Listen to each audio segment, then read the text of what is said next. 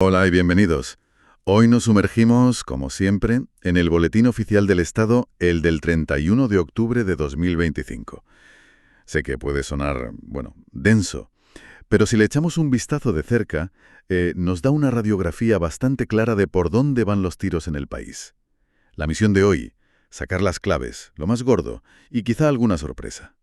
Vamos a hablar de transformación digital, sí, pero también de economía, de cómo funciona la administración por dentro y hasta de cultura y memoria. Vamos a desgranarlo. Exacto, porque el BOE al final es donde se publican las decisiones importantes, ¿no? Y esas decisiones, claro, tienen impacto en muchos ámbitos. Vamos a ver cómo se materializan esas políticas. Pues en inteligencia artificial, en fiscalidad internacional, en la propia gestión pública o en cómo se preserva el patrimonio. Es un espejo de prioridades y a veces, bueno, también de tensiones. Pues venga, empecemos por la tecnología, que parece que es una apuesta fuerte. Se crea algo llamado lista de confianza de espacios de datos.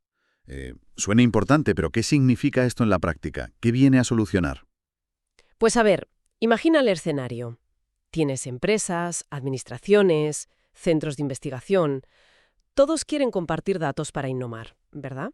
Por ejemplo, para entrenar modelos de inteligencia artificial. Pero claro, la pregunta es, ¿cómo te fías? ¿Cómo sabes que los datos del otro son seguros, que cumplen las normas, que son compatibles con los tuyos? Pues esta lista de confianza busca justo eso. Crear un marco común, como un sello de garantía, digamos. La idea es generar esa confianza y, muy importante, la interoperabilidad. Que los datos fluyan de forma segura y fiable. Si queremos de verdad una economía del dato y potenciar la IA, esto es, bueno, fundamental. Entiendo. Como poner unas tuberías seguras y fiables antes de abrir el grifo de los datos y la IA a tope, ¿no? Y veo que la comisión técnica que lo va a evaluar es muy transversal. Está la Agencia de Protección de Datos, la de Supervisión de IA, el INE, varios ministerios. ¿Eso es porque es muy complejo o para asegurarse de que no se queda nadie fuera? Yo diría que las dos cosas. Refleja que la gobernanza del dato ya no es solo cosa de técnicos, ¿sabes? Es un tema económico, legal, estratégico, muy profundo. Necesitas a todos en la mesa para que funcione. Y fíjate que la base legal que usan es la competencia estatal en planificación económica. O sea, lo ven como una pieza clave para la economía del país. Tiene sentido. Y en esa misma línea de adaptarse a los nuevos tiempos, el Instituto Nacional de Estadística, el INE, también se reorganiza un poco. Crean unidades nuevas, una subdirección general Laboratorio de Datos y una dirección general de Cuentas Nacionales. Están intentando, digamos, ponerse al día, medir una realidad económica que se escapa un poco a las métricas de siempre. En gran medida, sí. A ver, medir la economía hoy es mucho más complicado que hace, no sé, 20 años. Piensa en el impacto de la globalización, la digitalización brutal, la economía de plataformas, la transición ecológica. Las herramientas y estructuras clásicas pues a veces no te dan la foto completa. Necesitan datos más finos, enfoques nuevos para medir la competitividad real, la estabilidad financiera, el impacto social o cosas tan actuales como la sostenibilidad o el bienestar de los hogares que el propio BOE menciona.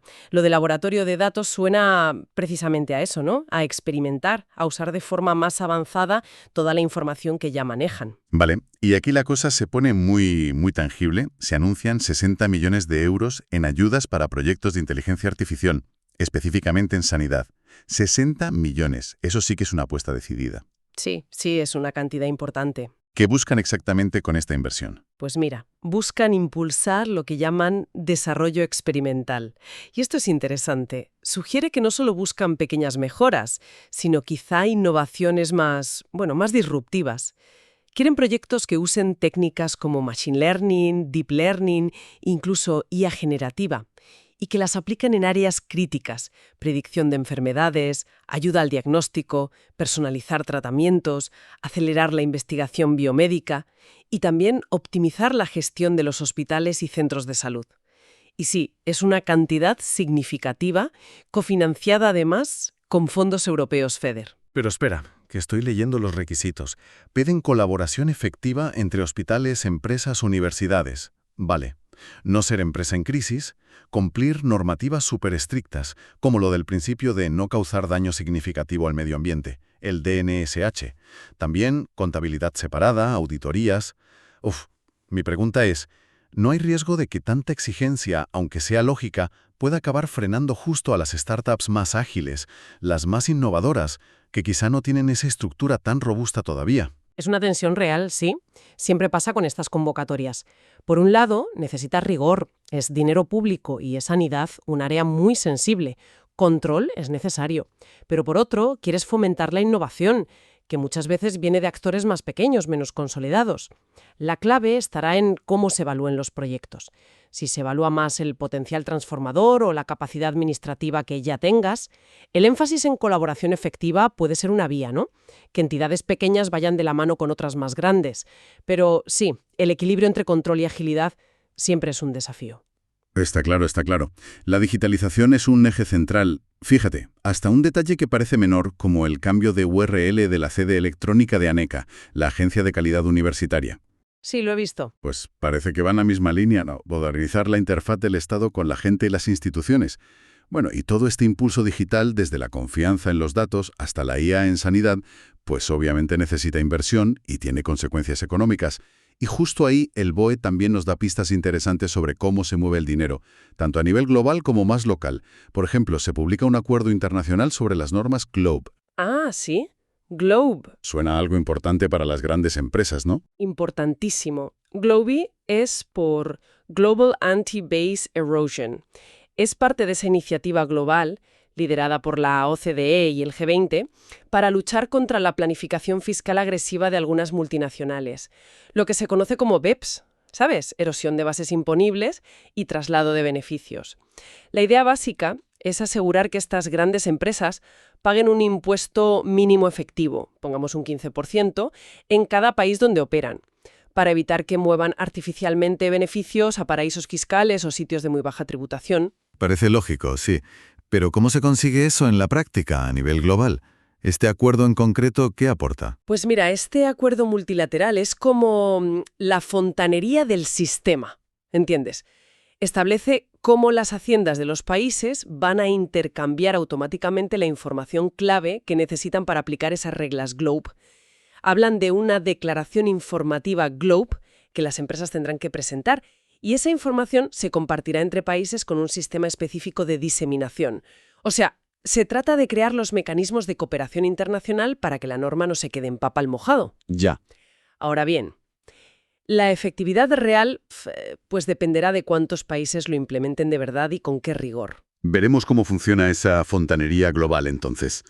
Y bajando a lo nuestro, a lo nacional, vemos ajustes en los costes energéticos para Canarias, Baleares, Ceuta y Melilla. Sí. Te fijan precios de combustible para liquidaciones pasadas y la retribución por inversión para 2025. Entiendo que esto es porque son sistemas aislados, ¿no? Exacto. No están conectados a la red peninsular. Y generar electricidad allí es estructuralmente más caro. Siempre lo ha sido. Para evitar que la gente y las empresas de allí paguen mucho más por la luz, existe un régimen retributivo especial. Lo regula un Real Decreto, el 738-2015, y ese régimen compensa ese sobrecoste con cargo a los presupuestos generales del Estado. Estas resoluciones que vemos hoy son simplemente la actualización periódica de esos parámetros. Cuánto se paga por el combustible, cuánto se retribuye la inversión en las centrales, lo normal. Comprendo la lógica, compensar el sobrecoste para asegurar la equidad territorial. Pero, una pregunta que me surge. ¿No hay un cierto riesgo de que este sistema de compensación continua pueda, de alguna manera, desincentivar un poco la búsqueda de soluciones energéticas más eficientes o la inversión en renovables propias a largo plazo en esos territorios? Es una pregunta pertinente, sí, y es un debate que siempre está ahí. La regulación intenta equilibrar las dos cosas. La compensación necesaria por el aislamiento por un lado y por otro meter mecanismos que incentiven la eficiencia y la integración de renovables. Pero es un equilibrio complicado. El objetivo principal de estas resoluciones es garantizar la equidad con la península a corto y medio plazo, cubrir los costes reales. Sin embargo, el gran reto a largo plazo es efectivamente reducir esa dependencia de los combustibles fósiles y esa necesidad de compensación, fomentando la autosuficiencia renovable. Y eso también se está impulsando por otras vías. Interesante esa tensión, sí. Y relacionado con la energía, aunque ahora con el gas, MIBGAS, el operador del mercado, va a dejar de recibir una retribución transitoria que venía del sistema en 2027. Sí. Esto quiere decir que el mercado del gas ya vuela solo, por así decirlo. Básicamente sí. Es una señal de madurez del mercado. Esa retribución se puso al principio para apoyar al operador, cuando el mercado organizado de gas en España estaba empezando, era muy incipiente. Ahora la orden viene a decir que el mercado ya tiene suficiente liquidez, suficiente volumen, como para que Mibgas se financie directamente con lo que cobran los participantes del mercado, a las comercializadoras, etc. Como pasa en otros mercados energéticos ya consolidados. De hecho, ya le autorizan a empezar a cobrar esas comisiones. Vale, entendido. Y en el capítulo de Dinero público que se mueve, vemos también subvenciones directas importantes. Más de 29 millones para mejorar la calidad de la formación profesional en las comunidades autónomas. Mencionan líneas para campeonatos de habilidades, las skills, o movilidad de estudiantes. Sí, esto es una distribución de fondos que ya se acordó con las comunidades autónomas en conferencia sectorial y está cofinanciado por Europa, por el Fondo Social Europeo Plus. La justificación para darlo directamente, sin concurso, es el interés público y social de reforzar la FP, ¿no? Mejorar la empleabilidad de los jóvenes, adaptar las competencias a lo que piden las empresas. Y otro paquete de ayudas directas, este para sostener el transporte público regular en grandes áreas. Madrid, Barcelona, Valencia y también Canarias. Esta ayuda parece que es recurrente, ¿no? Todos los años suena. Lo es, sí. Se argumenta que estas áreas metropolitanas tienen tal concentración de población y de desplazamientos que su transporte público es vital para la economía general y para la movilidad sostenible. Y como son sistemas complejos y a menudo deficitarios, pues el Estado aporta financiación directa a las entidades que lo gestionan, consorcios, autoridades metropolitanas. Se considera de interés público, social y económico. Una necesidad para que el país funcione, vamos. Da un poco la sensación, ¿no?, de que la subvención directa, justificada por interés público o por singularidad, se está usando bastante para canalizar fondos hacia objetivos políticos concretos. Quizás es una vía más rápida que las convocatorias competitivas. Bueno, es un instrumento que está previsto legalmente para situaciones donde la concurrencia, el concurso, no se considera el método ideal. Como en estos casos, ¿no?, donde los que reciben el dinero son entidades públicas o semipúblicas con funciones muy concretas, o donde buscas una acción coordinada y rápida. Su uso siempre genera debate, claro, sobre la transparencia, la eficiencia frente a la concurrencia, pero es una herramienta que el gobierno tiene y utiliza. Y en esa línea de inversión territorial concreta, vemos también varios convenios para financiar infraestructuras de agua y residuos en municipios del Campo de Gibraltar. Algeciras, Los Barrios, San Roque. Correcto, esos son la materialización, la pasta de parte del Plan Integral para el Campo de Gibraltar que se aprobó hace unos años. Reconocen que hay necesidades específicas de infraestructuras en esa comarca con sus particularidades socioeconómicas y canalizan fondos del Estado a través de la Mancomunidad de Municipios para hacer obras concretas en estos ayuntamientos. Los convenios detallan las obras, los plazos hasta finales de 2026 y cómo se va a controlar el dinero. Vale, cambiemos de tercio. Pasemos ahora a la propia maquinaria del Estado y al enfoque social. Hay cambios en la Guardia Civil. Se modifican funciones y destinos para los suboficiales mayores y cabos mayores.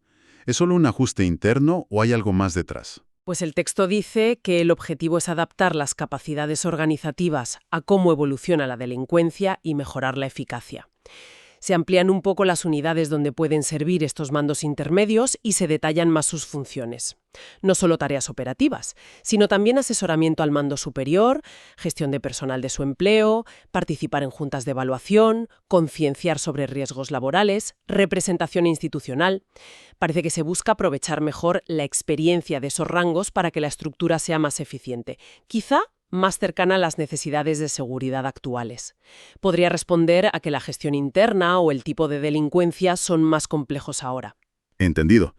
Y hablando de nuevas piezas en el engranaje estatal, entra en escena la Autoridad Independiente de Protección del Informante, la AIP. Ah, sí, la IPI. Se publica su convenio con la Abogacía del Estado para asistencia jurídica y también se prorrogan servicios de apoyo del Ministerio mientras arranca del todo, para quien no la tenga ubicada. ¿Cuál es la misión clave de esta autoridad? Su misión es proteger a las personas que denuncian corrupción, fraudes u otras irregularidades graves, ya sea en el sector público o en grandes empresas. Es una figura que viene exigida por Europa, por la directiva de whistleblowing, ¿sabes? Y busca crear un canal seguro para que se puedan destapar esas malas prácticas sin miedo a represalias. Y es clave que sea independiente del gobierno para que genere confianza. Imagino que para un funcionario o un empleado que ve algo turbio, saber que existe esta figura independiente y con respaldo legal debe ser un cambio importante, ¿no? Antes, el camino para denunciar sin jugársela era mucho más incierto, imagino. Exactamente. La idea es que la AIPI actúe como un escudo protector. Este convenio con la Abogacía del Estado le da, digamos, el músculo legal del Estado para defender sus actuaciones o incluso para personarse en juicio si hace falta, aunque la AIPI mantiene la opción de contratar abogados externos si cree que hay conflicto de intereses o necesita una especialización muy concreta. Que tenga recursos y autonomía real es clave para que la gente confíe y se atreva a informar. La prórroga de servicios ministeriales indica que todavía está consolidando su propia estructura. Vamos ahora con un tema que tiene una fuerte carga simbólica e histórica. Se inicia el procedimiento para declarar el Palacio de la Magdalena en Santander como lugar de memoria democrática. Sí. La resolución que lo justifica es bastante explícita y dura. ¿Por qué este lugar? La motivación se basa en la Ley de Memoria Democrática de 2022. Según el informe oficial que recoge el BOE, las caballerizas del Palacio de la Magdalena funcionaron como campo de concentración franquista entre agosto de 1937 y noviembre de 1939, justo después de la caída de Santander. Fue uno de los más importantes y de los primeros. El informe detalla condiciones terribles, un hacinamiento brutal. Llegó a haber más de 1.600 presos donde cabían 600. Hambre extrema, frío, enfermedades infecciosas, tifus, sarna, tuberculosis, con una alta mortalidad. Incluso se mencionan testimonios sobre posibles ejecuciones sumarias y desapariciones de cuerpos arrojados al mar.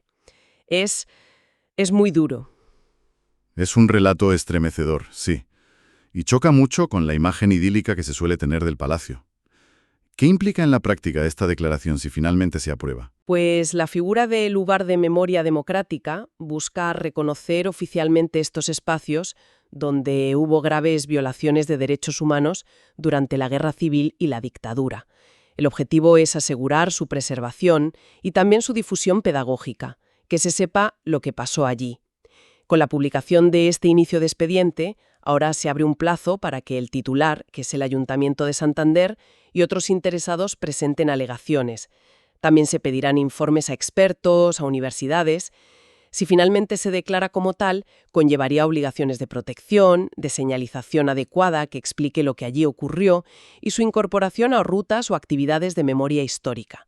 Es un paso para visibilizar esa parte del pasado, sí. Un paso significativo en la aplicación de esa ley, sin duda. Y para cerrar este bloque, volvemos a las subvenciones directas, esta vez a entidades culturales y científicas muy concretas. Aparecen nombres como la Fundación Ortega Marañón, la Fundación Euroárabe, la Real Sociedad Geográfica, el Observatorio del Ebro. ¿Cuál es el argumento para darles dinero directamente, sin concurso? El argumento central que se repite en los reales decretos es la singularidad de estas entidades. Se sostiene que realizan funciones de interés público muy específicas que ninguna otra institución lleva a cabo de la misma manera. Por ejemplo, la Fundación Ortega Marañón custodia archivos históricos de primerísimo nivel, como el de Ortega y Gasset, que es bien de interés cultural y edita la Revista de Occidente. La Fundación Euroárabe tiene un mandato casi único de fomentar el diálogo entre Europa y el mundo árabe. La Real Sociedad Geográfica asesora históricamente al Estado en temas geográficos. El Observatorio del Ebro es pionero en investigación geofísica.